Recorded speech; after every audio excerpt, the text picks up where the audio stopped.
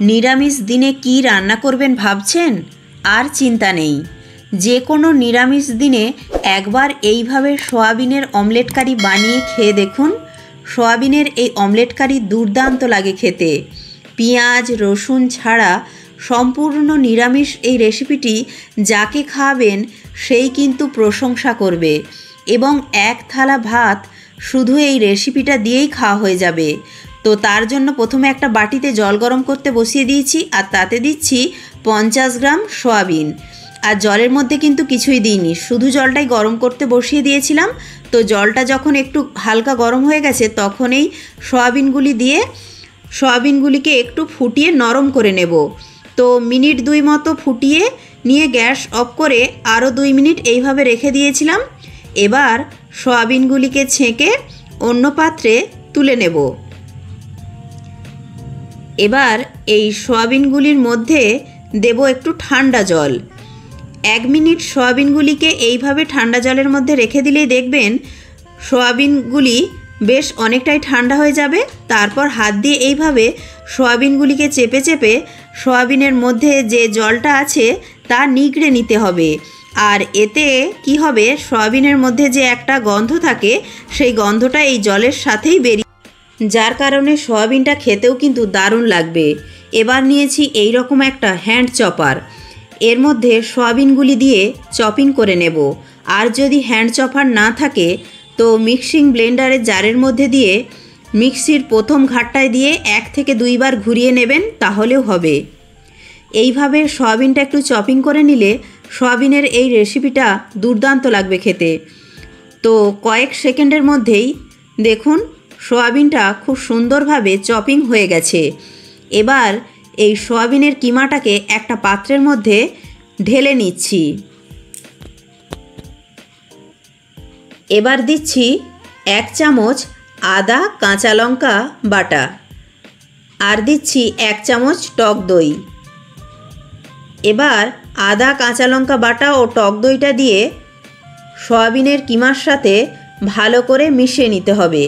ভিডিওটি ভালো লাগলে, চ্যানেলে নতুন বন্ধু হয়ে থাকলে চ্যানেলটি সাবস্ক্রাইব করে পাশে থাকা বেল আইকনটি প্রেস করে দেওয়ার অনুরোধ রইল। তাহলে আমার দেওয়া যে কোনো ভিডিওর আপডেট সবার আগে আপনার কাছে পৌঁছে যাবে। ভালো করে মেশানো হয়ে গেলে এবার কড়াই দিচ্ছি 1 চামচ সাদা তেল, আর দিচ্ছি 1/2 চামচ কালো জিরে।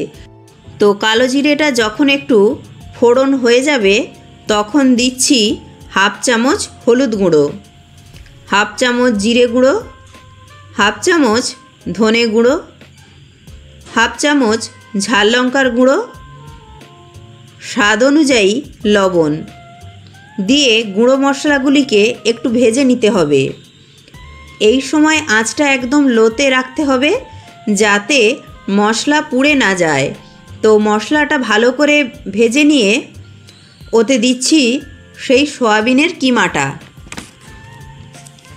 যেটার মধ্যে আগে থেকে আদা কাঁচা লঙ্কা বাটা ও টক দই দিয়ে মাখিয়ে রেখেছিলাম সেই সয়াবিনের কিমাটা। এবার সয়াবিনের কিমাটা দিয়ে মশলার সঙ্গে বেশ ভালো করে নেড়েচেড়ে ভেজে নেব। আর অবশ্যই মনে রাখতে হবে এই সময় আঁচটা একদম লোতে রাখতে হবে, না হলে মশলাটা কড়ার তলার দিকে বসে যেতে পারে বা ধরে যেতে পারে। আর এই সয়াবিনের কিমাটা বানাতে বেশিক্ষণ সময় লাগে না, 1 থেকে 2 মিনিটের মধ্যেই হয়ে যায়। তো সয়াবিনের কিমাটা কড়া থেকে নামানোর আগে শেষে একটু ধনেপাতা কুচি ছড়িয়ে ভালো করে নাড়িয়ে চাড়িয়ে মিশিয়ে নিয়ে গ্যাস অফ করে অন্য একটি পাত্রে নামিয়ে নিচ্ছি। আর এদিকে একটা মশলা বানিয়ে নেব। তার জন্য একটা মিক্সিং জারের মধ্যে দিচ্ছি একটা টমেটো কুচি, 2টি কাঁচা লঙ্কা ও 1 ইঞ্চির মতো আদা কুচি, আর দিচ্ছি হলুদ গুঁড়ো 1/2 চামচ, ঝাল লঙ্কার গুঁড়ো 1/2 চামচ, জিরে গুঁড়ো 1/2 চামচ, ধনে গুঁড়ো 1/2 চামচ, কাশ্মীরি লঙ্কার গুঁড়ো দিচ্ছি 1/2 চামচের একটু বেশি, তাহলে রান্নার রঙটা বেশ ভালো হবে।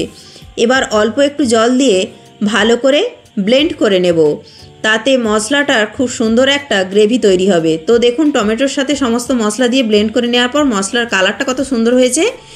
এবার একটি পাত্রের মধ্যে দিচ্ছি 2 কাপ ময়দা ও 1/2 কাপ বেসন, স্বাদ অনুযায়ী লবণ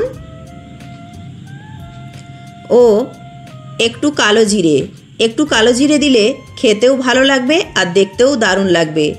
আর দিচ্ছি 1 চামচ রিফাইন অয়েল মানে সাদা তেল, আর দিচ্ছি 1 মুঠো ধনেপাতা কুচি।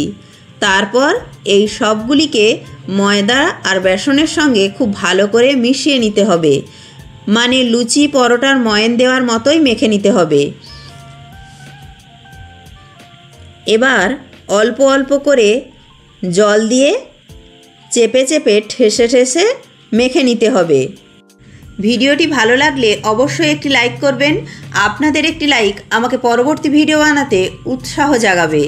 আর এই রকম একটা সফট ডো তৈরি করে নিতে হবে। এবার এই ডো থেকে লুচির আকারে ছোট ছোট সাইজের এই রকম লেচি কেটে নেব। তো এখানে আমি 6টা লেচি কেটে নিয়েছি।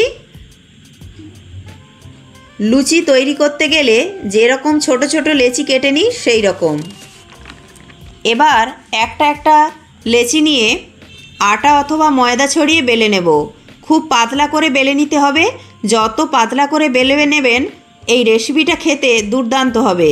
তো দেখুন আমি লুচির সাইজের লেচিটা তৈরি করেছিলাম, কিন্তু এটা বেলে নিয়েছি একদম রুটির আকারে বড় করে পাতলা করে বেলে নিয়েছি। এই রকম পাতলা করে বেলে নিতে হবে।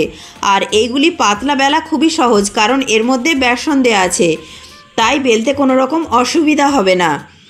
খুব সুন্দর করে পাতলা করে বেলা হয়ে যাবে।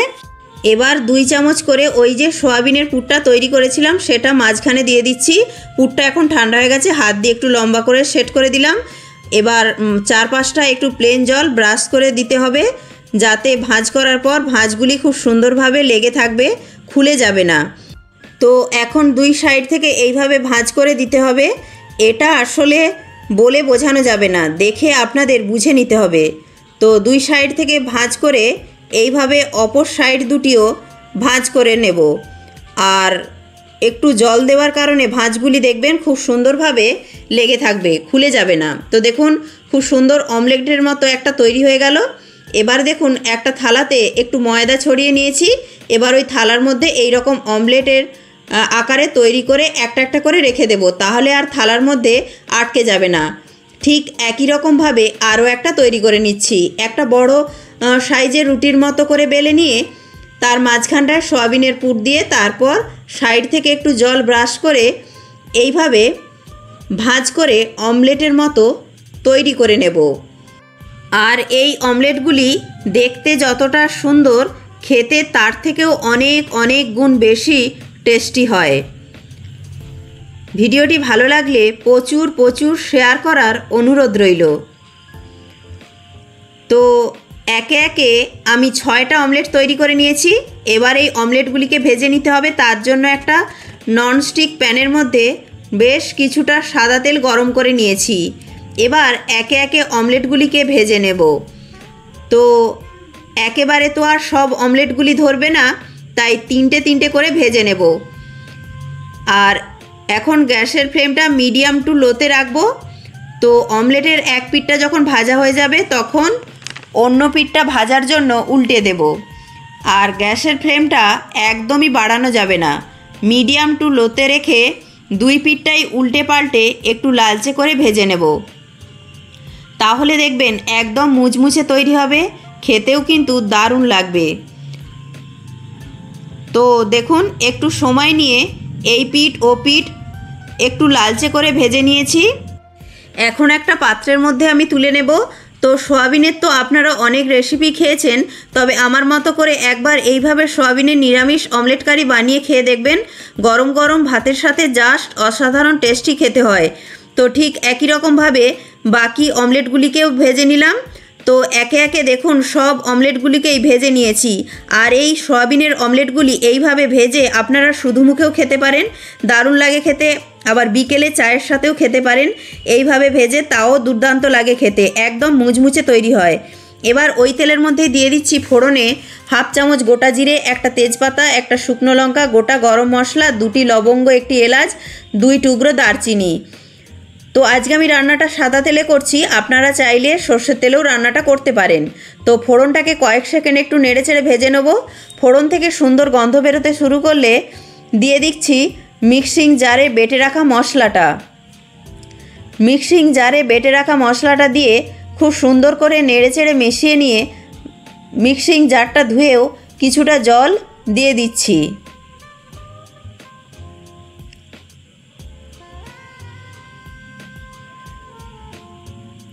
এবার নেড়েচেড়ে মশলাটাকে 2 মিনিট সময় নিয়ে কষিয়ে নিতে হবে, গ্যাসের ফ্লেমটা মিডিয়াম টু লোতে রেখে।